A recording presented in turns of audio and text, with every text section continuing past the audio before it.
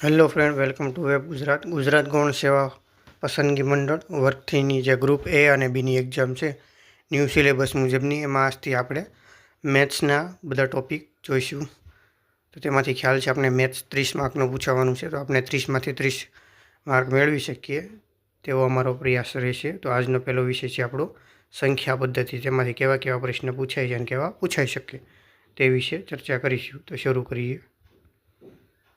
પહેલાં આપણે એનો અભ્યાસક્રમ જોઈએ. ધોરણ 10ના સમકક્ષનું આ મેથ્સનું રહેશે. સંખ્યા પદ્ધતિ, લસા ગુસા, ટકાવારી અને ભાગીદારી, નફો ખોટ, સાદુ અને ચક્રવૃદ્ધિ વ્યાજ, ગુણોત્તર પ્રમાણ, સમય, કાર્ય, વેતન અને સાંકળના નિયમો, સમય, ઝડપ અને અંતર, મધ્યક, મધ્યસ્થ, બહુલક, કૌંસ અને વિસ્તરણ, વર્ગ, વર્ગમૂળ, ઘન, ઘનમૂળ, ઘાત, ઘાતાંક, બહુપદીઓ અને અવયવીકરણ, દ્વિચલ સુરેખ સમીકરણ અને દ્વિઘાત સમીકરણ, ક્ષેત્રફળ, પૃષ્ઠફળ અને ઘનફળ. તો કે કોનું ચોરસ, લંબચોરસ, ત્રિકોણ, વર્તુળ, ઘન, લંબઘન, નળાકાર, શંકુ, અર્ધગોલક, ગોલક તેનું, અને યામ ભૂમિતિ અને ત્રિકોણમિતિ. તો શરૂ કરીએ આજે આપણે સંખ્યા પદ્ધતિ. પહેલું સંખ્યાઓના પ્રકાર આપણે જોઈએ તો પ્રાકૃતિક સંખ્યા હોય જેને n વડે દર્શાવવામાં આવે છે. 1થી શરૂ થઈને તમામ ઘન પૂર્ણાંકો છે તે બધી પ્રાકૃતિક સંખ્યા આવે, એટલે 1થી લઈને અસંખ્ય.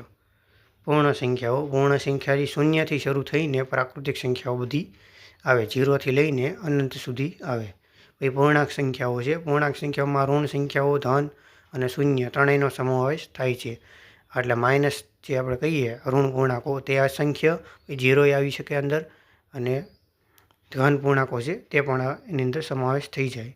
અવિભાજ્ય સંખ્યાઓ, જે સંખ્યાને 1 અને તે પોતે જ એકમાત્ર 2 જ અવયવ હોય તે આપણે જોઈએ. દાખલા તરીકે 2, 3, 5, 7, 11, 13, 17, 19 એમ અનંત સુધી આવે.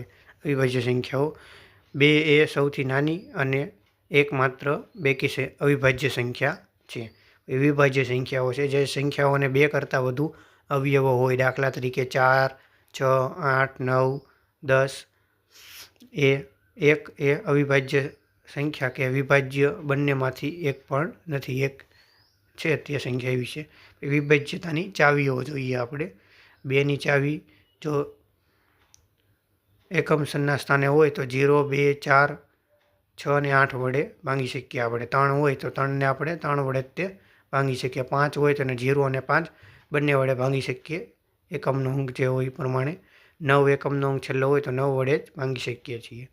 પરીક્ષા માટેના મહત્ત્વના શોર્ટકટ્સ આપણે જોઈએ. પ્રથમ છે n પ્રાકૃતિક સંખ્યાનો સરવાળો. તો n કૌંસની અંદર n+1 ભાગ્યા 2.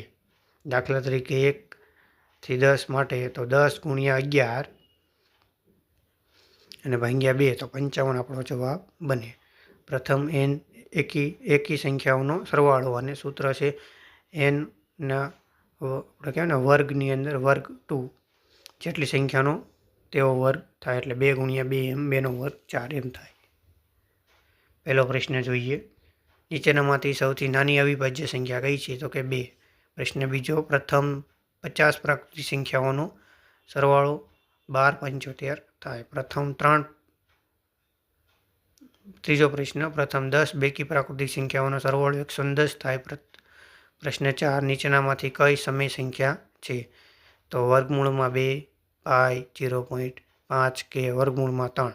તો સાચો જવાબ 0.5 આવે. પ્રશ્ન 5. 7/45 વર્ગનો એકમનો અંક કેટલો થશે? તો કે 7 થશે. પ્રશ્ન 6. 1થી 100ની વચ્ચે કેટલી અવિભાજ્ય સંખ્યાઓ આવે છે? તો કે 25.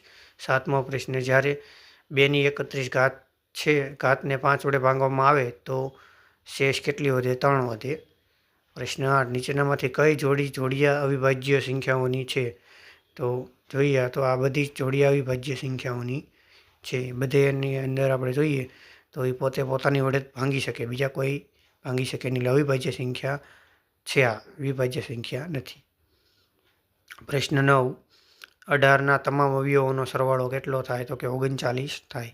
પ્રશ્ન 10. 7 વડે વિભાજ્ય હોય તેવી સંખ્યા 3 અંકની સૌથી મોટી સંખ્યા કઈ છે? તો 994 છે. પ્રશ્ન 11ની અંદર 0.3 333 એટલે 333 અસંખ્યા હોય ને પીના છેદમાં ક્યુ સ્વરૂપમાં ફેરવો તો 1/3 સાચો જવાબ બને આપણો. પ્રશ્ન 12ની અંદર 36ના અવયવોની સંખ્યા શોધો 9 થાય. પ્રશ્ન 13 જો બે સંખ્યાઓનો સરવાળો 45 હોય અને તેમનો તફાવત 9 હોય તો તે સંખ્યા કઈ હશે? તો 27 અને 18 હશે. પ્રશ્ન 14ની અંદર 0.125નો સાદો અપૂર્ણાંક શું થાય? તો 1/8 થશે. પ્રશ્ન 15મો 6/99નો એકમનો અંક શું હશે? 6 હશે. પ્રશ્ન 16 સંખ્યા 473ના અંકોનો સરવાળો શોધો તો 14 થશે જવાબ. પ્રશ્ન 17 સૌથી નાની એકી અવિભાજ્ય સંખ્યા કઈ છે? 3 છે. પ્રશ્ન 18માં જો કોઈ સંખ્યાના 30% એ 45 હોય તો તે સંખ્યા કઈ હશે? 150 એટલે 150 હશે. પ્રશ્ન 19માં જ્યારે 12,345ને 9 વડે ભાંગવામાં આવે ત્યારે તેની શેષ શું વધશે? તો કે 6 વધશે. પ્રશ્ન 20મો સૌથી નાની પૂર્ણ સંખ્યા કઈ? 0 સંખ્યા. 0 છે એ સૌથી નાની પૂર્ણ સંખ્યા છે. પ્રશ્ન 21મો બે સંખ્યાઓ વચ્ચેનો તફાવત 36 છે. જો તેમનું પ્રમાણ 5/2 હોય તો તે સંખ્યા કઈ હશે? તો 60 અને 24 હશે. પ્રશ્ન 22ની અંદર 9/37 છે તો એકમનો અંક કયો હશે? 9 હશે. પ્રશ્ન 23 પ્રથમ 20 પ્રાકૃતિક સંખ્યાઓનો સરવાળો કેટલો થશે? 210. પ્રશ્ન 24 જો કોઈ સંખ્યાના બમણામાંથી 10 બાદ કરતાં 40 મળે તો તે સંખ્યા કઈ હશે? 25. પ્રશ્ન 25માં જો કોઈ સંખ્યાના 40% એ 80 હોય તો તે સંખ્યા કઈ હશે? 200. જો તમને આ વિડીયો ગમ્યો હોય તો લાઇક, શેર અને સબસ્ક્રાઈબ કરજો. જય હિન્દ, જય ભારત.